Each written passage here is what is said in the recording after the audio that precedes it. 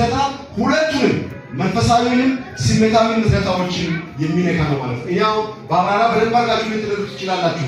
ግን እንደዚህ ይላል ፊልሞና ቁጥር 6 ላይ የእግዚአብሔር ቃል እንደዚህ ይላል የእምነት ህብረት በእኛ ዘንድ ያለውን በጎ ነገር ሁሉ በማወቅ ለኢየሱስ ክርስቶስ ፍሬ እንዲያፈራ እለምናለሁ ይላል። ይሄ የእምነት ህብረት ይሄ ህብረት የሚባለው ከማንኛውም ጓደኛ ጋር የሚኖር ህብረት አይደለም። በማመን ምክንያት በውስጥ የተፈጠረው ህብረት ማለት ነው። ልክ አሁን እናንተ በመቶዎች የሚቆጠሩ ወንድሞች፣ እህቶች፣ አባቶች፣ እናቶች እንደዚህ ሰብሰብ ብላችሁ በፍቅር እንደተቀመጣችሁ ለእግዚአብሔር ቃል ልብ ሰጣችሁ፣ ለእግዚአብሔር ጊዜ ሰጣችሁ፣ ማንም ቁጭ እንዳትንቀሳቀስ ሳይል ምንም አይነት ትእዛዝ ሳይሰጣችሁ ጸጥ ረጭ ብላችሁ ለጌታ ጊዜ እንደሰጣችሁ ይህ ህብረት እኔ የሚከብርበት ይሆን ይላል። እስቲ አሜን በሉ። እስቲ አሜን በሉ።